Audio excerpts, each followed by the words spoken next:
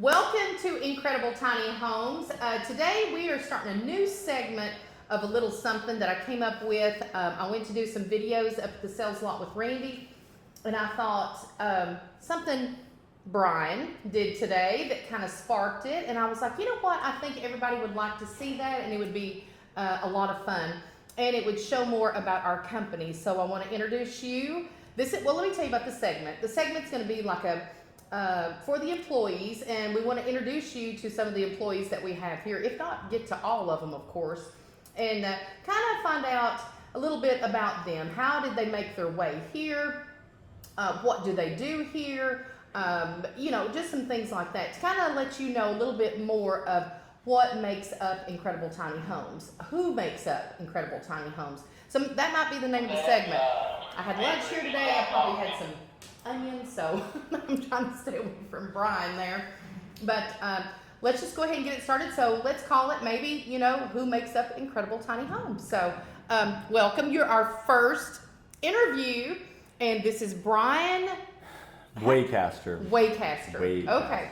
So I brought him up here. He's super busy, so I'm going to try and hurry and do a quick interview with him, so you can kind of find out a little bit more of Incredible Tiny Homes. So the Amber came in. She had braided her hair last night, and she come in looking a hot mess. Let's just say what it is, okay? She needed. It was poofy. Amber was really poofy this morning. So the humidity's bad right now. It is bad, yeah. Exactly, and it's going to get worse through August and stuff like that. So you might want to. You're trying to figure out. Wait a minute. What does Amber's hair have to do with Brian? So I'm going to let Brian kind of take it over from there and kind of let us know how you came here and how all that kind of ties together. Well, I guess I've been here. Actually, July 1st will be a year that I've been at the company. Will it be a year? Yeah, it'll be a year. Wow, it's flown by. It's been a busy year. Very busy. The company's grown so much. I actually came, I was living in Asheville right before I moved here, but I was working in my field of practice, which is cosmetology. So I'm a licensed cosmetologist in 2 states, about to be 3 now. Wow. Yeah, I've been doing hair for 7 years. Okay. And you're thinking probably hairstyling, construction, building. How did he even make that jump? That's what I'm curious of. Before I ever got into hair, which never was a childhood dream of mine. I didn't grow up playing with hair, thinking about hair, women's hair. I've always cut my hair real short. Just like buzz cut. Yeah, but I worked construction a lot. I did a lot of home remodeling most of my life, my earlier years, from high school on. Where are you from? Originally. North Carolina? Raleigh, North Carolina. North Carolina. Okay, Yeah. He's a Tar Heel. Huge Tar Heel fan. Yeah. And so I had hurt my back. I was working for a church doing maintenance, and I was contracting roofs. And I don't remember what year this was. It was a little while back. Because you're about how old? I'm 40 now. I just turned 40. Number one, you wouldn't think you were 40. So, that's good right there. I kind of thought you were younger than that. But 40 years old. But there's more. Thanks, there's Mom. more to the story. So good genes from my mom. My mom's half Japanese. Is she? Yeah, Great skin. my dad was half Cherokee. Great skin. So. Oh, wow. And good color. Great skin and color? I'm a mutt. Wow. So I was doing this roof job, and I was always first one there, last one to leave, and if it's my job. And I hurt my back really bad. Hurt it to the point where I just couldn't do it. Like you fell or in a car wreck? Or? No, carrying. You know how most guys carry 1 bundle of shingles? Well, when I'm young, I want to carry 2 bundles. Let's see if we can get them up and down the ladders all day long. Yeah. So I threw the back out real bad, and my dad had back issues, and I didn't want to do that. So I looked into some other options. I'd been cutting hair, my friend's hair, family hair, friends' hair since I was little. I've always had clippers, and I've always been fascinated. Yeah. And so I decided I was going to go to barber school. I moved to Wilmington, North Carolina to go to barber school. Okay. And the strangest thing is, sometimes in life, if you're ever unhappy or you want different things, right? You can get to a place where you're willing to listen, right? Not listen with these ears, but like some spiritual ears or eyes, right? That's right. And so the roadblocks just kept hitting for this barber schools. but there was this like magic red carpet that was rolled out to this cosmetology school. Wow. A friend of mine went there. Pushing you that way. And I'm like, no, I don't want to. I'm a god. I don't know what I'm doing. I don't want Yeah. to play with curls and, you know, it was not my thing. Right. You know, I played sports. I worked construction, tough jobs, landscaping. Well, I did a lot of sales too, but mostly manual labor, you know. Yeah, that does not match up. I mean, it's a big stereotype, but it's still there. It's crazy. But, you know, I love it. It changed a lot of the way I see things, the way I understand what's important to other people, and learning how to serve people on a different level. And so making people feel good about themselves. And then I got stuck into the science. I was going to be an educator, and I love the science. And so how does that all equate today? So before, I was driving 3 hours a day, going to a salon there in the River Arts District in Nashville, and it was just too much. It was too much. I'd been doing it when I was down in Atlanta. I did a couple cool things. Being in Atlanta and doing hair, that's major. I mean, that's probably like the Beverly Hills of the South, correct? I was blessed. I knew a young lady who worked at a salon who got me in the door. Went for my interview, and I was blessed to work in it was named one of the top 100 salons in the country. It's Adore Hair Studio. So if you guys don't know it, go to it. Adore Hair Studio. Wow. In Atlanta. Tons of people that you guys would know, which we don't drop names, but they go there. Exactly, that's right. Yeah. Go there and experience it yourself. It was quite an experience, and so I still love hair. I still do hair on the side, and friends and family. Friends and family and co-workers. Yes, but now we have this whole other deal going on in my life. I drive 15 minutes. Me and my fiance, we bought some land, and we've got some acres, and you know, we're doing some things, and we're happy to be here. And now I get to turn my serving, right? Because that's what we're here for, just in general, right? That's right. We get to keep living, so that way we can always help others, and others help us. That's how it works. Absolutely. And so I get to have this cool job now where they took me off the floor. They're like, all right, you can build, we get that. Yeah. But we got some other things that need to get done. And so I get the gift of handing people their home. Yeah. People who've been waiting for months and months to get their home. They've been planning it.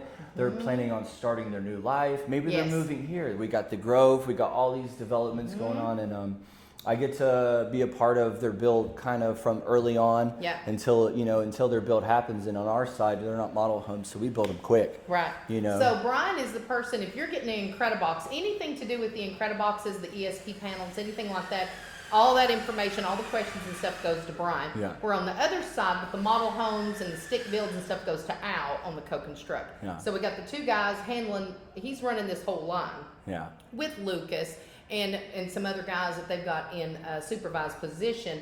But you are the one that gets to meet them up there at the lot. You go do the whole run through. How do you do this? All that. Yep. Even with solar. Did you know anything about solar or off-grid before you came here? I knew what it was, obviously, but You've been schooled pretty quick. Yeah, it's here, and it's rocking and rolling. So did you see an ad? Like, how did you actually find, or did you see us on video, on YouTube? Or? We have a resident who I won't give the last name. Okay. But a friend of mine, my fiance Brooke, her coworker Cindy lives on property and had been here a while. Okay. And I did her hair. I do her hair. And I used to. We're transitioning back to natural, right? Right. Sometimes we want to get to transition. I never want to get back to natural. I just want to put that out there. Never be natural. She was like, they're hiring up here, and I was like, oh, I haven't built homes, in eight years, Wow. So I remember coming in, and Bart. Yes. I started over on the custom side, and I told him, I said, look, I'm completely 100% honest. Yeah. I can do this, but I haven't done it in 8 years. So if I look a little rusty, just give me a week or two. We'll be on there. And so just a little bit. And they're like, hey, we got spots opening up over here, and we're doing this new thing with these ESP panels and factory, and then here we are, right? Yeah. And it's massive. It's a big deal. I mean, your goal right now is how many houses, Incrediboxes, out the door a day? I want to do 3 a day. I don't really want 4. Yeah. 3 a day is pretty average for me. I would love to see 4 consistently. And and it's easy to explain, but as you see, we have 12 homes in our building at all times. So the 3 that get started that day are not the 3 that finish. Right. And so there is some confusion with that, but it takes about 4 to 7 work days for it to go through our factory, have all your systems checked out, water, pressure, all that good stuff, Everything. your systems covered.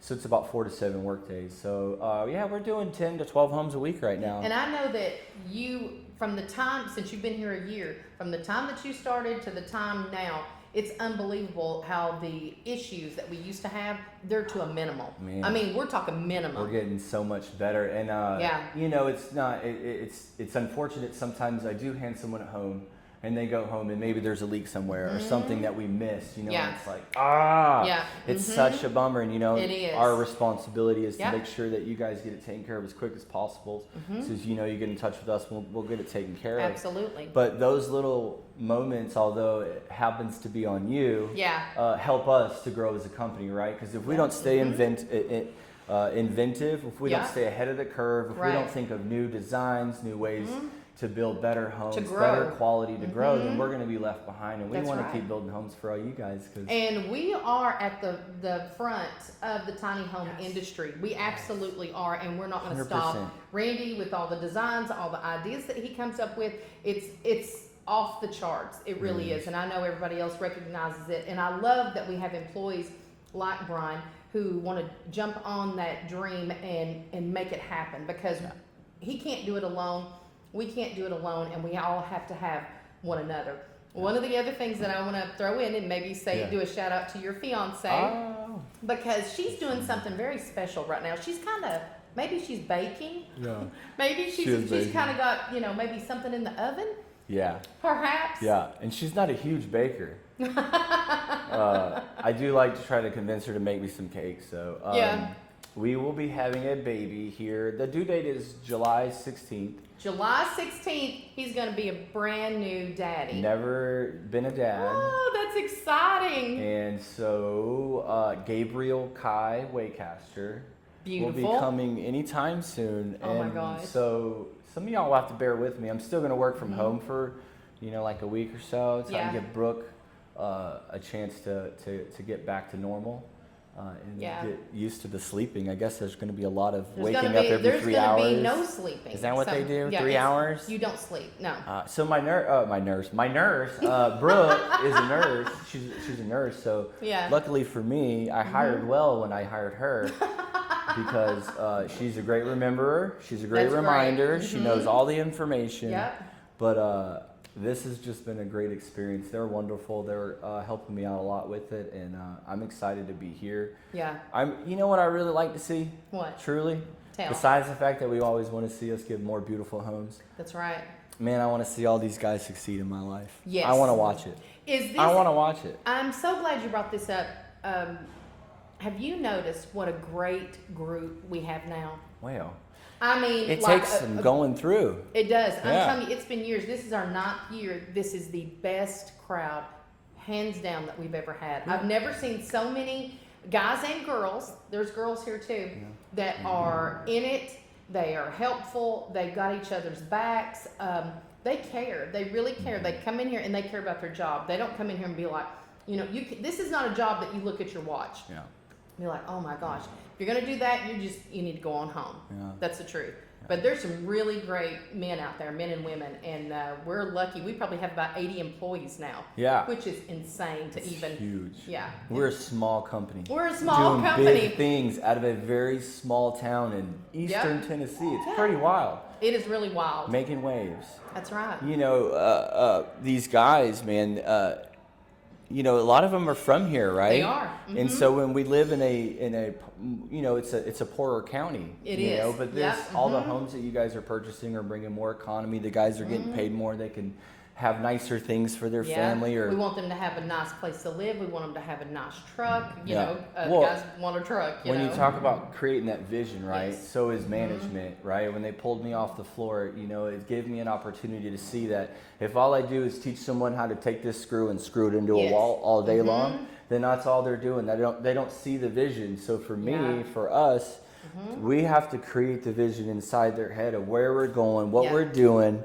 and you know what's going on, because I want them to do more than just put a wall up. Absolutely. Or put a roof on. I want them to see what we're doing, all encompassing, how it all works together. And they understand that. And don't you find that the guys are always willing to do whatever it takes to get the job done? If there's something that ends up being, somehow comes a rush or something comes in that we have to get done, everybody bands together and they get it done. It's a family. It's a family. It really is. We watch people go, guys and girls, go through hardships in their personal life. Yes. People come together. We've seen people throw kitties together. We've seen houses come together. We've seen things that are needed happen. Absolutely. And keep in mind, it's only been a year and you've saw a lot in just 1 year. So crazy. We did over 400 homes when I was here last year, and I would like to see 600 this year, if not more. We've got a goal. You have to have a goal.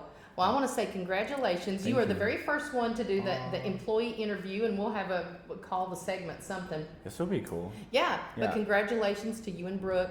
We're very excited. We'll keep you updated about when the baby comes and everything. So is Gabriel Kai Waycaster. Wow. Kai was my Japanese grandmother's last name. Was it really? Yeah, so we're keeping K-A-I. K-A-I. Yeah. Well, thank you so much, Brian. Right. We'll shake on it. We love y'all. Thank you for helping us and supporting us and believing in us. Absolutely. And any, you have any advice on hair that you can give us ladies? Ooh. The girls did braids today, and I'm going to post it on Facebook. I've got a picture of Brian and the girls where he braided their hair. It looks beautiful. So, we'll just take care of it. Yeah, we'll just take care of it. Condition it. Well, you want to. Everybody's hair type is different. Yes. So now we get into the science, and I'd sound like a dork. I could go on for hours. Dry hair, over condition. If you over condition, can you over condition? Yeah. So you're tricking your brain when it goes dry. Listen to this. So when your hair's dry, your brain goes, oh, it's dry. I'm going to produce more sebum, your oil. Right. So if you put oil and it's still producing more oil, now you've doubled up on the condition. Now it becomes greasy, right? So everybody's hair. I didn't know you could over condition. Did you know that curly hair girls, right? When it gets, what happens when it gets dry right here? Yeah. The frizz, the humidity goes, right? Yes. So what happens is your hair will actually raise off the top of your head to collect moisture in the atmosphere around it because it's dry. So you curly girls, when you're in the shower and here's a good tip, and you put your conditioner on your roots, right?